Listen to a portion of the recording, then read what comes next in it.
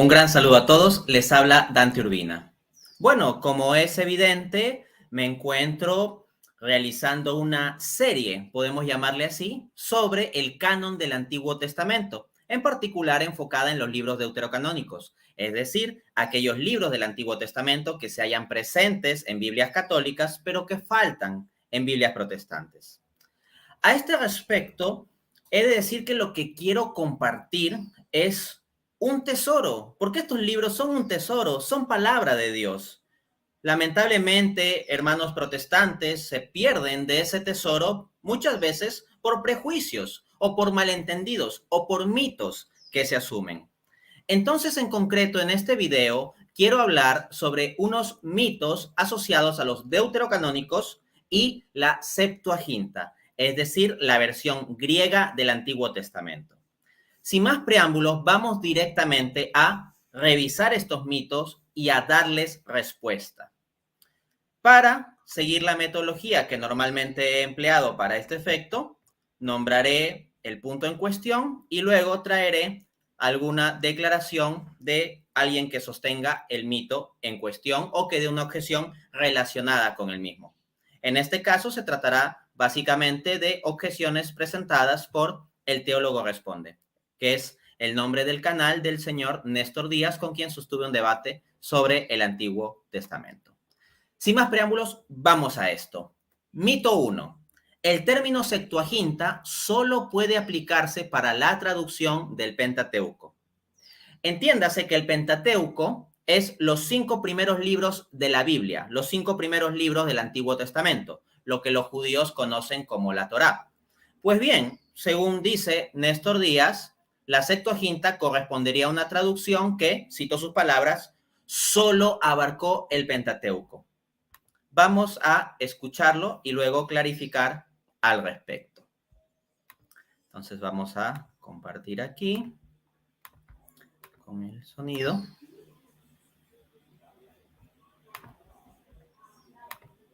Aquí lo tenemos. Más que una lista de libros, implica un proceso de traducción que solo abarcó al Pentateuco, como indica Gallagher.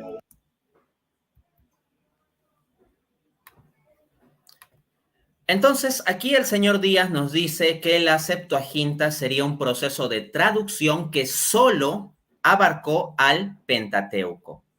Pues bien, aquí hay que realizar la siguiente precisión. Tenemos que originalmente la Septuaginta, la traducción griega del Antiguo Testamento, en efecto, se aplicó para el caso del Pentateuco. Pero el término actualmente en su uso se ha extendido en general para hablar de la versión griega del Antiguo Testamento o de la familia de versiones griegas del Antiguo Testamento. De este modo, cuando yo en los videos como los videos precedentes o el video del debate, etcétera, hago referencia a la Septuaginta, lo hago conforme a este uso y no conforme a la versión restringida de que única y exclusivamente corresponda al Pentateuco. Y para demostrar que este uso del término Septuaginta para abarcar el conjunto de la versión griega del Antiguo Testamento, que sería, claro, como un proceso de traducción amplio en realidad y no meramente restringido al Pentateuco, para demostrar que este uso que yo hago del término Septuaginta es un uso permisible y legítimo y de hecho académico, voy a pasar a dar algunas fuentes. Así, por ejemplo, tenemos The Society for Old Testament Study, traducido sería la Sociedad para el Estudio del Antiguo Testamento, que en su página web, en el artículo titulado The Septuagint, es decir, la Septuaginta, dice lo siguiente, abro cita. La Septuaginta es un término general para las versiones griegas del Antiguo Testamento, incorporando las traducciones desde la Biblia hebrea y otros documentos clasificados como deuterocanónicos o apócrifos. Ahí hago un paréntesis, tenemos el caso de que, dependiendo de la denominación, pues algunos se referirán a ciertos libros como deuterocanónicos o como apócrifos, ¿no? Por ejemplo, en el caso del libro de Tobit, como católico, yo me refiero a él para fines metodológicos de intercambio discursivo con protestantes como un libro deuterocanónico. Los protestantes normalmente le llaman apócrifo. Sigo leyendo la cita. La mayor parte de las traducciones fueron realizadas en Egipto y tal vez más específicamente el centro político y cultural de Alejandría, aunque algunas pueden haberse realizado en Palestina. Freno la cita ahí. Esto es muy importante. O sea, no se ve a la Septuaginta simplemente como algo propio de un judaísmo exclusivamente helenista o alejandrino. No, lo que tenemos aquí es que se está refiriendo también a Palestina. Entonces, esta divergencia de que lo palestino excluye los deuterocanónicos o excluye un proceso amplio de traducción de Septuaginta no es cierto. Sigo con la cita. Estrictamente hablando, la Septuaginta, denotando 70 traductores, se refiere solo a la traducción del Pentateuco, el cual, de acuerdo con la Carta Aristeas, fue traducido por 72 traductores, 6 de cada una de las 12 tribus. Con el tiempo ha venido a usarse como un término para el Antiguo Testamento griego. Fin de cita. Entonces, claro, si nos ponemos muy estrictos con la palabra, la Septuaginta en referencia a los 70 traductores sería especificada para el Pentateuco.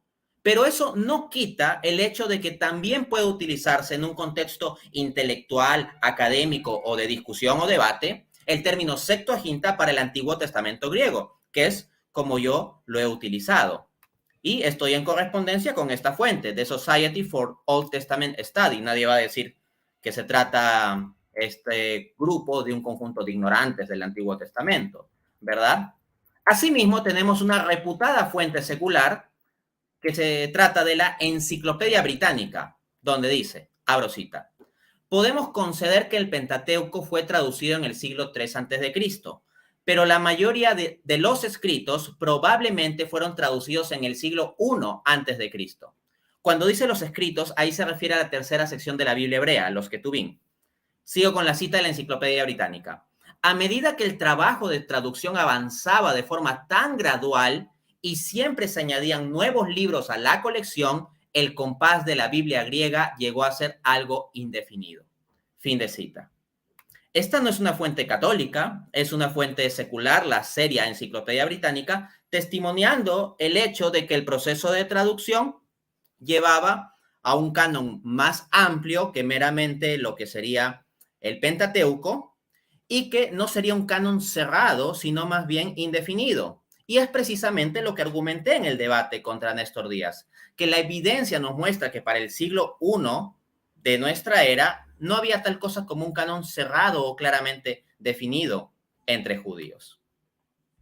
Ahora bien, tal vez alguno podría aferrarse a decir, no Dante, pero es que Septuaginta significa 70 que hace referencia a los 72 traductores y eso aplica solo para el Pentateuco porque esos 70 traductores solo se ocuparon de los 5 primeros libros de la Biblia y por lo tanto está mal que tú utilices el término para referirte al Antiguo Testamento griego en conjunto.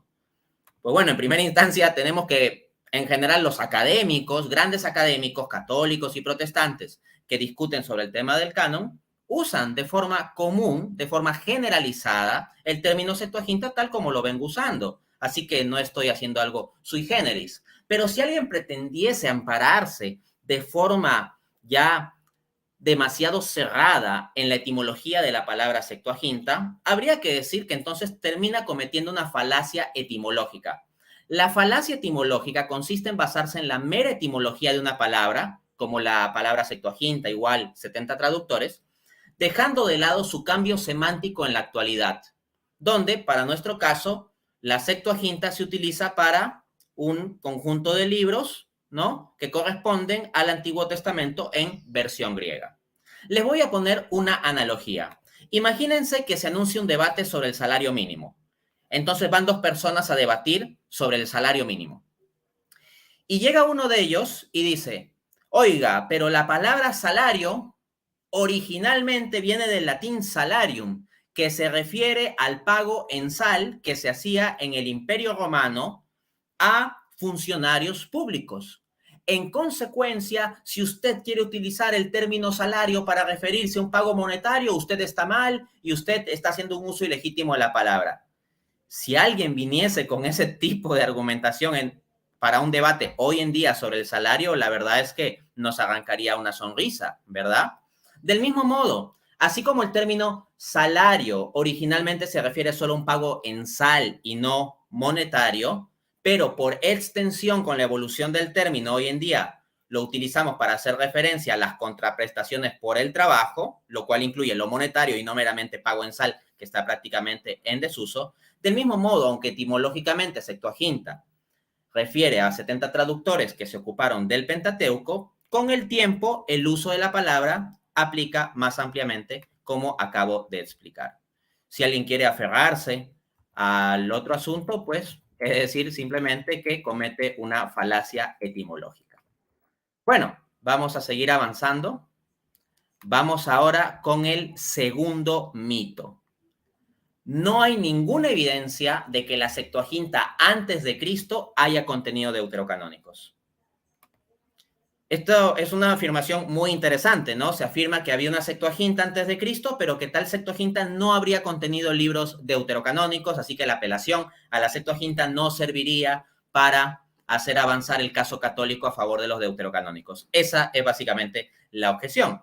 Y la vamos a escuchar de boca del señor Néstor Díaz, quien va a pasar a decirnos que antes de Cristo nunca hubo diferencia entre la lista de la Septuaginta y el canon hebreo, que él asume como idéntico al canon protestante.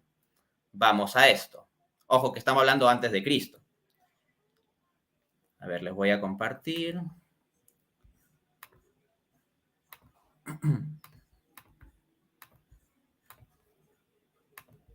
Aquí lo tenemos. El resultado sería, claro, que ellos tenían un canon parecido al que los judíos en Palestina aceptaban. Claro, podrías preguntarte si es así, ¿por qué uno de los dos era más corto y el otro incluía libros no reconocidos por el anterior? La respuesta es flipante. Nunca hubo, por lo menos en los últimos siglos de la era precristiana, una diferencia entre ambas listas. Como afirma F. Bruce. Ahí lo tenemos, de acuerdo con Néstor Díaz, nunca hubo en la era precristiana diferencia entre el canon hebreo, que como digo, él asume como idéntico al canon protestante sin deuterocanónicos, y la Septuaginta. Vamos a ver otro caso en el que él refleja este tipo de visión, diciendo que es irresponsable afirmar un canon largo de la Septuaginta para tiempos de Cristo. Vamos a compartirlo. A ver aquí. Entiéndase por canon largo uno que incluiría libros deuterocanónicos, ¿no? Vamos a ello. Porque a nivel canónico es irresponsable afirmarlo, ya que no hay evidencias de un canon griego, solo del hebreo, como indica Gentry. Entonces eso nos pasa a decir que sería irresponsable hablar de un canon largo que incluya deuterocanónicos y que lo único que tiene evidencia sería un canon hebreo, que sería un canon corto y que se asumiría como idéntico al protestante. Paso a dar respuesta a este mito. En primer lugar, yo pregunto, ¿de cuál evidencia está hablando para el canon hebreo? Si cuando se tuvo el debate conmigo, durante las cerca de 2 horas de debate, no se fue capaz de presentar ni una sola lista de antes del siglo II después de Cristo que corresponda al canon protestante. Otra cosa sería, claro, si tuviésemos una lista idéntica al canon protestante y que esté fechada en el siglo I antes de Cristo, una lista canónica. Pero no existe tal cosa. Entonces decir que se tiene evidencia para el canon hebreo al punto de afirmar que no habría diferencia entre tal canon y la Septuaginta antes de Cristo, pues yo no veo dónde está la evidencia, ¿no? La evidencia la estuvimos buscando durante las 2 horas de debate y nunca apareció. De otro lado, tenemos que, por el contrario, sí existe evidencia para una Septuaginta antes de Cristo con un canon más largo que el protestante. Cabe mencionar que aquí estoy hablando en el sentido de canon funcional, es decir, más o menos de libros en uso que se tenían en general como con autoridad sagrada, aunque no estaba del todo cerrado o definido el asunto. De este modo hablo de un canon funcional en contraste o en diferencia con lo que sería un canon formal cerrado oficialmente. que los judíos recién lo habrían hecho esto de un canon cerrado, formal, oficialmente, en el siglo II después de Cristo, en un contexto de judaísmo rabínico, postcristiano y anticristiano, que no es vinculante para nosotros los cristianos. Entonces, volviendo al punto, les decía que sí tenemos evidencia de que la Septuaginta habría incluido antes de Cristo una lista más amplia que lo que hoy en día tienen los protestantes. Así, por ejemplo, Robert Kraft, PhD por la Universidad de Harvard y expresidente de la Society of Biblical Literature, así que se trata de un académico muy relevante, dice, abro cita, 7Q2LXX Epher, Epístola de Jeremías, Baruch 6, cerca del 100 antes de Cristo. Fin de cita. Este autor nos está hablando de una versión Septuaginta de Baruch 6 datada en torno al año 100 antes de Cristo. Esto no está en Biblias protestantes. Entonces tenemos algo presente en la Septuaginta antes de Cristo y que no está en Biblias protestantes. Así que no se me venga a decir que no hay evidencia de que haya habido alguna diferencia con respecto al canon hebreo protestante antes de Cristo. Eso es simplemente falso. Asimismo, quiero presentarles otra interesante evidencia, la de la recensión de Kaige o revisión de Kaige. ¿De qué se trata eso? Dejemos que esto nos lo expliquen los autores Ken Penner y Rich Bannon en su artículo What is the Greek Septuagint? Publicado en la página www.christianpublishinghouse.com. Se trata de una editora protestante, no católica. Abro cita. La revisión de Kaige es el grupo de revisiones a la Septuaginta, hechas para alinearla más cercanamente en su traducción con el texto proto-masorético. Entonces, lo que tenemos es, esta recensión de Kaige es de antes de Cristo. Normalmente se la suele datar más o menos en torno al año 50 antes de Cristo, aunque hay dataciones también que entran para inicios del siglo I, lo cual es incluso más interesante porque nos pone mucho más cerca de la época de Cristo mismo. Pero bueno, en todo caso, ¿de qué va esta recensión de Kaige? Es una especie de ajuste de la Septuaginta para alinear más la traducción con el texto protomasorético. De tal modo, la recensión de Kaige nos da evidencia de la estructura de la Septuaginta, dado su objetivo. Y al respecto, es muy revelador y destructivo para el mito que acabamos de ver hace un momento, para el mito número 2, la posición del teólogo protestante Frank Moore Cross, profesor emérito de la Universidad de Harvard, abro cita. La recensión Kaige se extendió a Baruch y una edición más larga de Daniel, un esfuerzo difícil de explicar si el libro de Baruch y las adiciones a Daniel ya hubieran sido excluidas del canon fariseo. Dado que el trabajo de recensión puede datarse hacia finales del siglo I antes de Cristo y su sesgo fariseo es claro, se sigue que tan tarde como hacia finales del siglo I antes de Cristo no había surgido una lista autoritativa, al menos en su forma final, ni siquiera en círculos fariseos. Fin de cita. Se trata del artículo The Biblical Scrolls from Qumran and the Canonical Texts en James Charlesworth, editor, el libro The Bible and the Dead Sea Scrolls, Baylor University Press, Waco 2006, volumen 1, página 70. Entonces, lo que nos está diciendo este académico es que en este ajuste o revisión de la Septuaginta, que sería la recensión de Kaige, se incluyeron deuterocanónicos como Baruch y porciones deuterocanónicas del libro de Daniel, que no tienen los protestantes hoy en día en su Biblia. Y de hecho, esta recensión de Kaige tiene un sesgo fariseo. O sea, acá no ni siquiera estamos hablando de judíos esenios o de grupos que sean un poco marginales o apartados. Estamos hablando del judaísmo más estándar y central, muy cercano a la época de Cristo e incluyendo deuterocanónicos en este ajuste de la Septuaginta. Ahora, sobre la posibilidad de una diferencia entre un canon tipo Septuaginta o canon griego y el canon hebreo, Néstor decía, la respuesta es flipante, no hubo diferencia. Pues bien, con respecto a este contraste, ¿no?, que a veces se suele decir como canon alejandrino, canon palestino, teoría que en realidad ya está bastante cuestionada, le voy a responder con una respuesta aún más flipante. El canon palestino original, previo al cristianismo, parece ser más largo que el canon protestante actual. Repito, el canon palestino antes de Cristo, en el sentido canon funcional, parece ser más largo que el canon protestante actual. Cuando digo en el sentido canon funcional, me refiero que, claro, todavía no teníamos una lista cerrada, los judíos recién presentan eso, como ya apunté, en el siglo II después de Cristo. Y esto que estoy diciendo como respuesta aún más flipante, halla asidero en el gran académico protestante, tal vez el mayor especialista en la historia del canon de los académicos actuales, Lee Martin McDonald. Abro cita. La explicación probable para el mayor número de escritos en la Septuaginta es que el proceso de limitar las escrituras comenzó en Palestina después del tiempo en que el judaísmo dejó de tener una influencia significativa sobre la comunidad cristiana.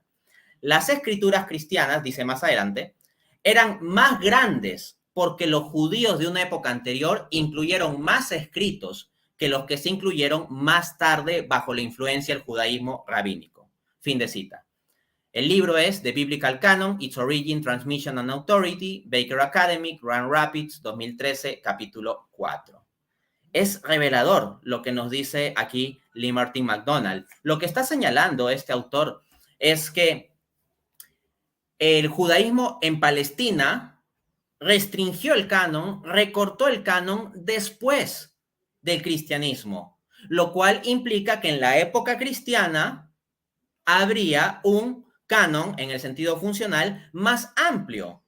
Entonces, ese canon protestante es un canon recortado por los judíos luego de que el judaísmo tenga influencia sobre la iglesia cristiana. Y por tanto estamos hablando del siglo II.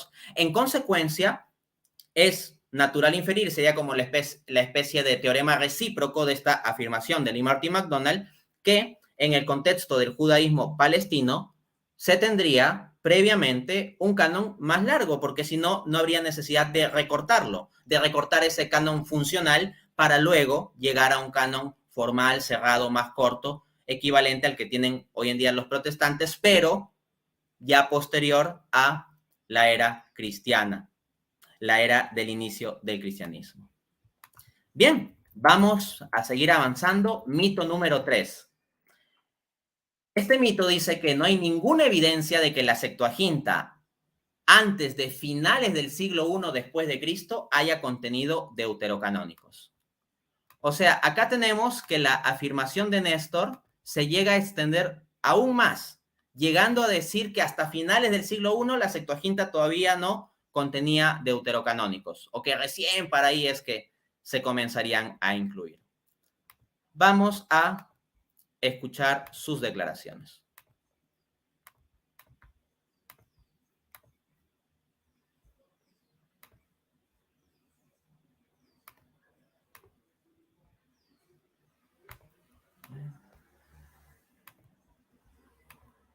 De esto, al afirmar que había un canon alejandrino antes del hebreo, como certifican algunos, están disparándose al pie de su argumento, puesto que si no había canon del Antiguo Testamento en la época de Cristo hasta el 382, ¿cómo rayos hablan pues de canon griego para el siglo I? Pero volvamos a nuestro punto. Se debe aclarar que la evidencia tanto histórica como interna parece demostrar que tal conflicto nunca existió, por lo menos antes de finalizar el siglo I. Esto lo vemos debido a que Ahí lo tienen. Se dice que antes de finalizar el siglo I no habría habido un conflicto, una discrepancia, de tal modo que la Septuaginta, en cuanto a los libros que contendría, no exhibiría una diferencia con respecto a el canon que tienen los protestantes hoy en día, hasta incluso finales del siglo I. Bueno, acá tenemos varias dificultades. En primer lugar, una falacia de premisa falsa o indemostrada que se está introduciendo aquí. O sea, ya se parte del supuesto que desde antes de Cristo el canon palestino era igual al canon protestante actual y que la Septuaginta también correspondería a ello. Pero precisamente la premisa de un canon judío cerrado antes de Cristo es algo que ya se derribó durante el debate que sostuve con él. Y si agregamos a esto la recensión de Kaige, que apela a textos protomasoréticos, o sea, textos hebreos de antes de Cristo, y que se realiza un ajuste y se hace el esfuerzo, incluyendo a deuterocanónicos como Baruch y las porciones deuterocanónicas de Daniel, si consideramos eso en conjunto, pues ya no es claro que el judaísmo palestino tenga por qué tener una lista idéntica al canon protestante de hoy en día, al menos un judaísmo palestino de antes de Cristo o de la propia época de Cristo. De otro lado, tenemos que Everard Nestlé y Kurt Aland proveen una enorme lista de referencias a los libros deuterocanónicos en 24 de los 27 libros del Nuevo Testamento, con la sola excepción de Filemón y Segunda y Tercera de Juan, que son cartas muy pequeñas, ¿no? El detalle de esto lo encuentran en el libro Novum Testamentum, Stuttgart, 1993, de las páginas 800 a las 804. Pues bien, es en general reconocido por la comunidad académica, y vamos a pasar a discutir sobre ello también más adelante, que la Septuaginta sería la Biblia utilizada por los primeros cristianos. Más adelante en este mismo video vamos a precisar en qué sentido hablamos de Biblia, ¿no? Pero en todo caso podemos decir del texto. O sea, la versión griega del Antiguo Testamento era de forma predominante usada por los primeros cristianos. Y asimismo tenemos que, como he referido, Nestlé y Aland dan una enorme lista de referencias a los deuterocanónicos en el Nuevo Testamento. La pregunta es, ¿de dónde sacaron los autores del Nuevo Testamento todas esas referencias a los deuterocanónicos? Tendría que ser de la Septuaginta. O sea, si es la Septuaginta el texto que predominantemente se usa y tenemos un Nuevo Testamento inundado de referencias de los deuterocanónicos, de ahí pues se sigue que es altamente plausible la idea de que si han conseguido las citas de los deuterocanónicos es en virtud de su uso de la Septuaginta. Es lo que normalmente se colige de esto. De otro lado, tenemos evidencia específica. No puedo explayarme demasiado en esto porque hay otros mitos que cubrir, pero considérese, por ejemplo, el caso de Hebreos 11. Miren, en Hebreos 11:5 se dice que no tuvo testimonio de haber agradado a Dios. Si ustedes buscan eso en el Antiguo Testamento, el texto de referencia es Génesis 5:24. Pero si ustedes leen el texto masorético, es decir, el texto hebreo estándar, no se dice que Enoc agradó a Dios, se dice que Enoc anduvo con Dios. Pero lo que nos está diciendo Hebreos 11:5 es que Enoc tuvo testimonio de haber agradado a Dios, no de haber andado con él. Ciertamente anduvo con Dios, pero el término específico que se usa en Hebreos 11:5 es agradado. Pero si nos vamos a la versión Septuaginta de Génesis 5:24, dice Enoc agradó a Dios. Entonces, parece ser, es razonable apuntar, de hecho se sigue prácticamente de forma directa, de que el autor de Hebreos está utilizando la versión Septuaginta de las Escrituras. Pues bien, en Hebreos 11:35 nos dice también lo siguiente, abro cita, algunos fueron torturados no aceptando su liberación a fin de obtener una resurrección mejor. Pues bien, uno busca entre los libros del Antiguo Testamento protestante y no encuentra la identificación de este tipo de evento.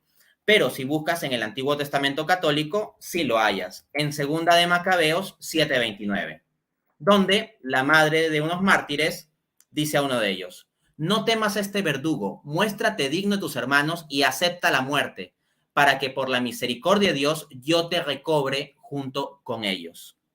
Entonces, acá estamos viendo el caso de unos que son torturados, pero aceptan la muerte esperando una resurrección mejor, ese ser recobrados, ¿no? Por lo tanto, tenemos que el autor de Hebreos estaría utilizando la versión Septuaginta del Antiguo Testamento como evidencia Hebreos 11:5 en cruce con Génesis 5:24, y luego cuando vamos a Hebreos 11:35 se narra un evento que solo aparece en el deuterocanónico de Segunda de Macabeos. En consecuencia, esto constituye evidencia de que la Septuaginta usada, la versión Septuaginta usada por el autor de Hebreos 11, habría contenido deuterocanónicos como Segunda de Macabeos. Recuérdese la definición de evidencia tal como la da el gran filósofo protestante William Lane Craig. Evidencia es una pieza de información tal que si ésta está presente hace más probable que cierta hipótesis sea verdad. Y efectivamente, esta pieza de información claramente hace más probable la visión de que la Septuaginta del siglo I contendría deuterocanónicos. Así que sí tenemos evidencia en el sentido epistémico de la palabra evidencia y al mismo tiempo viendo los datos disponibles.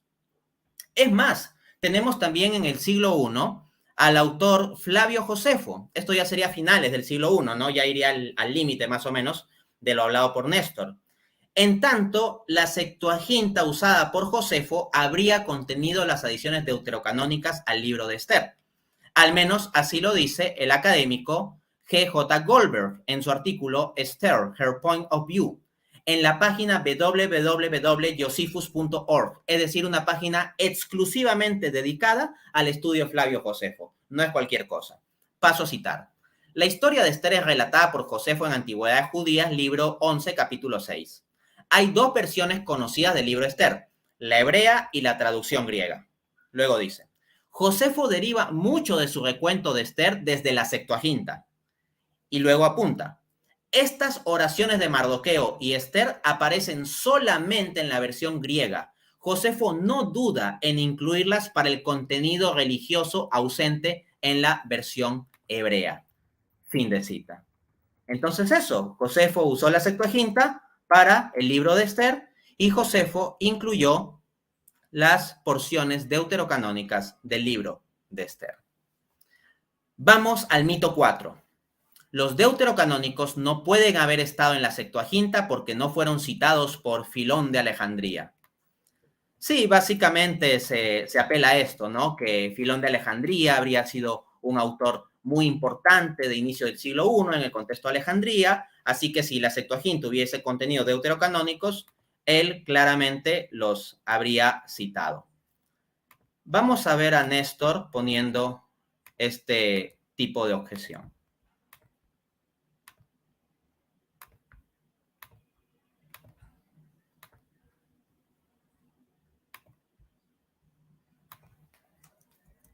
No se puede hablar de cánones en conflicto porque no hay evidencia de que uno haya sido más amplio que el otro. Esto no solo se debe a la ausencia sospechosa de menciones entre autores relevantes de la comunidad alejandrina como Filón.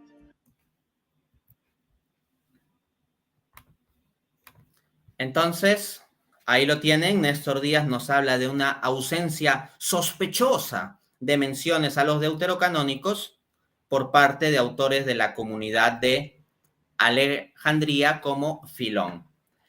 Entonces, básicamente Filón es un autor relevante que habría conocido la Septuaginta en el contexto de Alejandría, así que si él no cita los libros deuterocanónicos, esto constituye evidencia relevante, fuerte, de que los libros deuterocanónicos no habrían estado en la Septuaginta.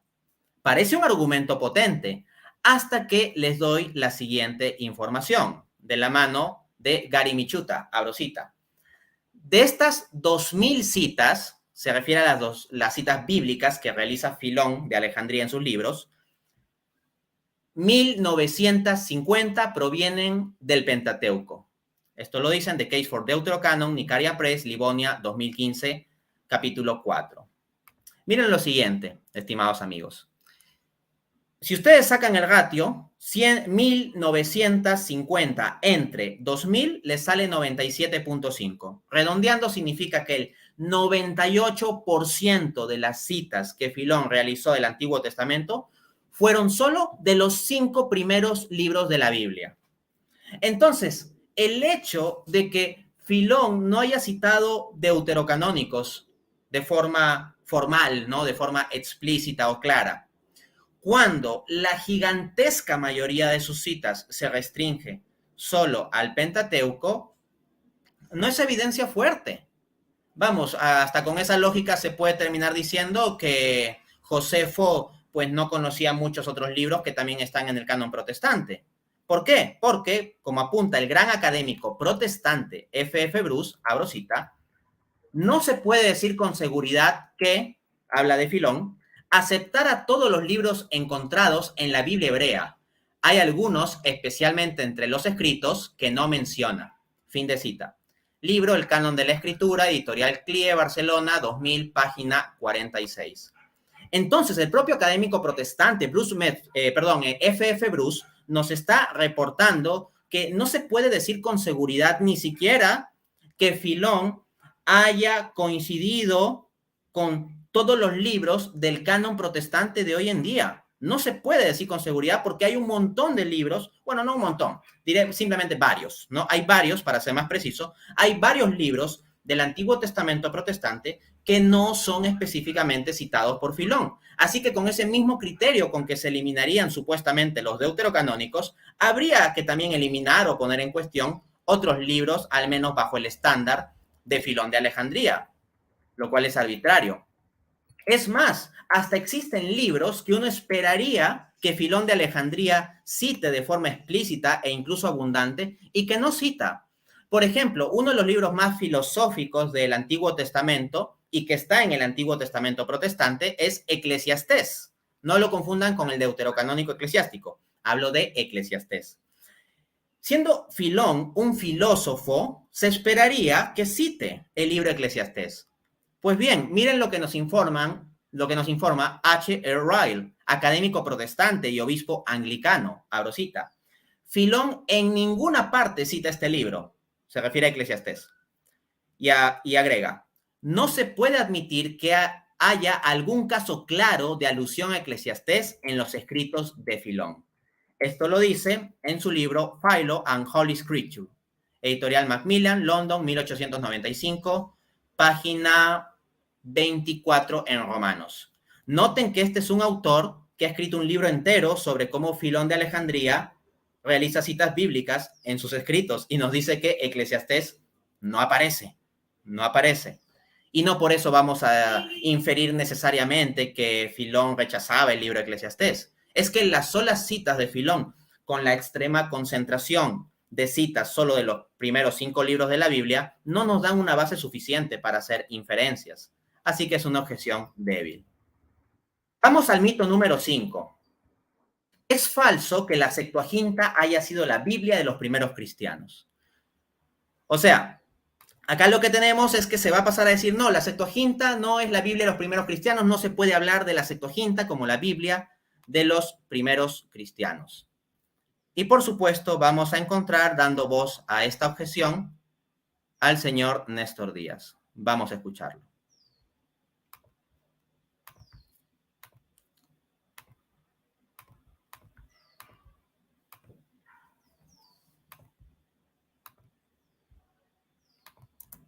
Lo cuarto implica saber si la Septuaginta era la Biblia de los primeros cristianos. La respuesta es muy clara. Entendiendo que la Septuaginta no es un corpus en 2 tapas, un concepto más que un códice, cuyo texto es imposible de reconstruir, se nos hace imposible afirmar cuál era el texto usado por Cristo y los discípulos.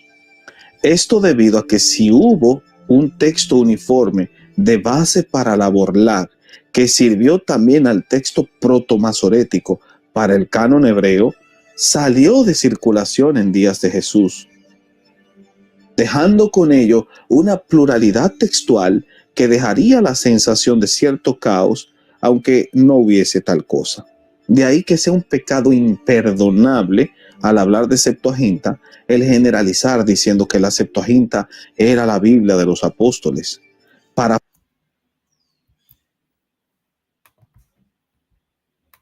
Bien, aquí Néstor nos habla de pecado imperdonable, ¿no? Pero lo que yo diré aquí es que lo que es un pecado imperdonable es contradecirse de modo flagrante. Y eso es lo que sucede con el caso de Néstor Díaz. Porque él nos dice textualmente, como voy a pasar a demostrar, lo siguiente, abro cita. Si la Septuaginta era el texto de Cristo y sus discípulos con su canon ampliado, todos debemos aceptar ese canon sin chistar. Vamos primero a escuchar esas declaraciones de parte de él. Ahorita les comparto el fragmento. y luego vamos a ver cómo entra en dificultad con otras palabras suyas. Si la Septuaginta era el texto de Cristo y sus discípulos con su canon ampliado, todos debemos aceptar ese canon sin chistar. Ahí lo tienen, palabras de Néstor Díaz. Si la Septuaginta era el texto de Cristo y sus discípulos con un canon ampliado, es decir, un canon más largo que el que tienen los protestantes, todos debemos aceptar ese texto sin chistar. Pues bien, dada esa premisa de Néstor, tenemos que él también llega a decir que los cristianos primitivos tenían un Antiguo Testamento, Septuaginta, más extenso que el que hoy en día tienen los reformados. Y se los voy a pasar a demostrar. Vamos a compartir sus palabras.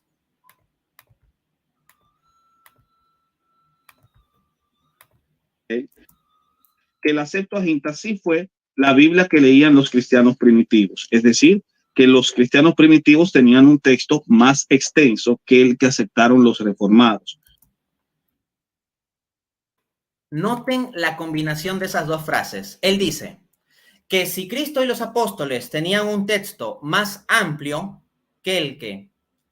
A ver, vamos a ver sus palabras tal cual. Si la Septuaginta era el texto de Cristo y sus discípulos, con su canon ampliado, todos debemos aceptar ese canon sin chistar.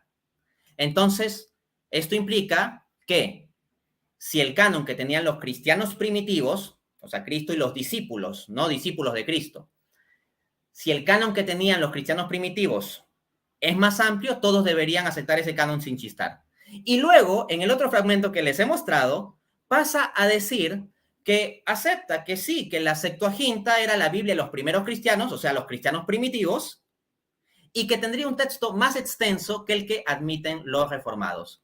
Entonces, los reformados tendrían que admitir ese canon más amplio sin chistar, según las propias palabras de Néstor.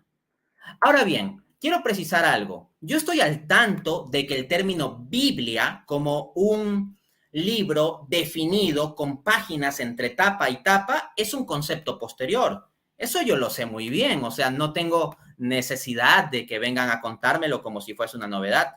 De hecho, cuando yo hablé en el debate contra Néstor Díaz de la Septuaginta como la Biblia de los primeros cristianos, hice este tipo de gesto, refiriendo que sería una Biblia entre comillas, porque claro, si hablamos de Biblia como un libro entre tapa y tapa, pues tal cosa no aplica para la Septuaginta, pero no aplica tampoco para el texto hebreo y prácticamente para ningún documento del mundo antiguo. Voy a pasar a mostrar evidencia de esto. Yo procuro hablar con evidencias. Ahí está en el debate. ¿Qué pasa el primer testigo? 1. El testimonio de la Septuaginta. La Septuaginta fue la versión griega del Antiguo Testamento y la Biblia predominantemente usada. ¿Ven cómo se ve cuando digo la Biblia? Hago este gesto. Es decir, es una Biblia en un sentido análogo. O sea, nadie va a pretender que hablemos de un libro como entre tapa y tapa. Sabemos que lo común era usar rollos o colecciones de rollos. Pero eso no quita que se pueda utilizar en un sentido análogo el término Biblia. Así, por ejemplo, muchos protestantes hablan de Biblia hebrea y hablan de Biblia hebrea antes de Cristo.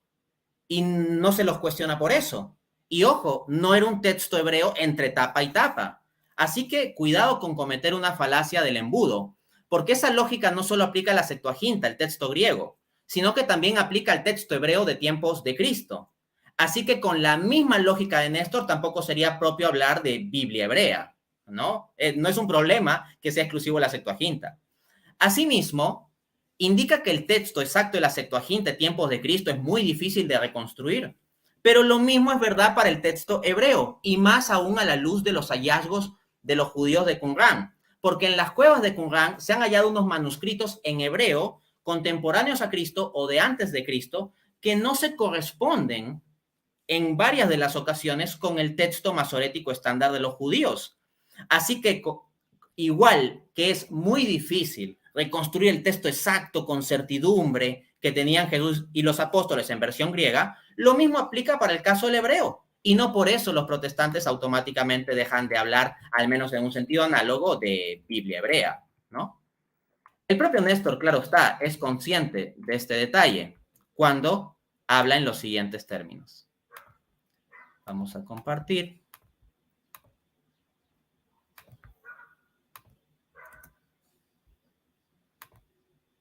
De noche. No había una colección que se llamase Septuaginta.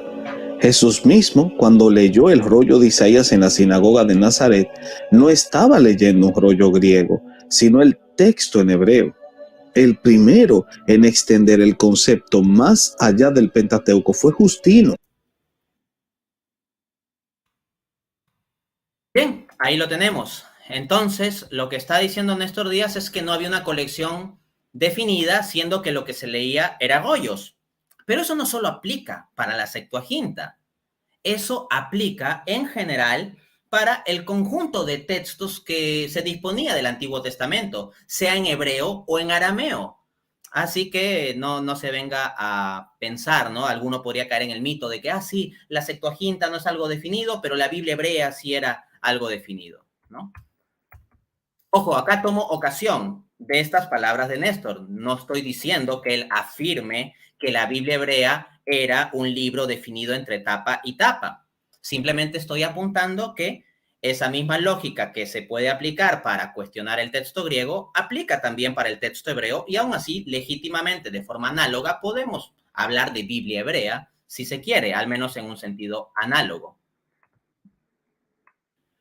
Entonces vemos que eso mismo que afirma Néstor contra la Septuaginta como una Biblia, termina aplicando también al caso de la versión hebrea. Y eso implicaría un autogol respecto de la argumentación a favor de un canon judío ya definido e igual al protestante para la época de Cristo. Lo que había en tiempos de Cristo en realidad era colecciones de libros en rollos, y como se ha mostrado en respuesta a los mitos precedentes, todo apunta a que tales colecciones incluían deuterocanónicos. En todo caso, precisamente porque no había un canon judío cerrado antes del surgimiento del cristianismo, es que resulta más propio hablar de escrituras, más que Biblia, como explica Eugene Ulrich, PhD por la Universidad de Harvard, abro cita. Los contenidos exactos de la Biblia hebrea, se refiere a la Biblia hebrea, no estaban establecidos ni acordados todavía en el tiempo de los orígenes del cristianismo, así que escrituras como no necesariamente una colección completamente delimitada podría ser un término preferible. Esto lo dice en su artículo Hebrew Bible en Craig Evans and Stanley Porter, editores, Dictionary of the New Testament Background, InterVarsity Press, Downers Grove, 2000, página 458. De hecho, las escrituras en versión Septuaginta fueron ampliamente usadas por los judíos del primer siglo. Por ejemplo, nos informa Tim Egg, protestante presidente de la Torah Resource, abro cita. Es reconocido que la Septuaginta se utilizó para la lectura de las escrituras en sinagogas de judíos de habla griega, como los mencionados en Hechos 6. Ojo, y no piensen que el uso de la Septuaginta se reduce solo afuera de Palestina, sino que también dentro de Palestina se usó la Septuaginta, en el sentido en el cual estamos hablando del término. Dice la fuente académica New World Encyclopedia en su artículo Septuagint, abro cita. La Septuaginta disfrutó de amplio uso en la diáspora judío-helenística e incluso en Jerusalén, que se había convertido en una ciudad cosmopolita y por tanto de habla griega. Fin de cita.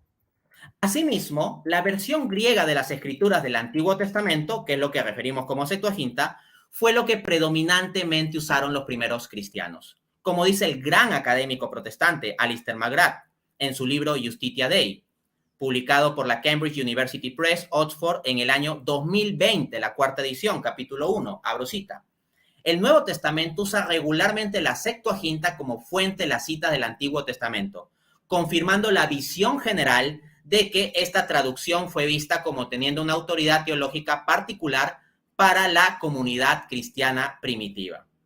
Así que sí, podemos decir que al menos en el sentido de escrituras como una colección de libros, la Septuaginta sería la Biblia de los primeros cristianos, bajo este sentido con estas precisiones, que es como normalmente se entiende en la comunidad académica cuando se realizan estas discusiones. Yo simplemente estoy usando los términos tales como normalmente se utilizan en la comunidad académica cuando se discute el asunto de canon. Términos como Septuaginta, términos como Biblia, escrituras, canon, etc. En consecuencia, creo que tenemos buena evidencia de que, bien investigado el asunto de la Septuaginta, no constituye un punto hacia el canon protestante, sino más bien hacia el canon católico. Muchas gracias.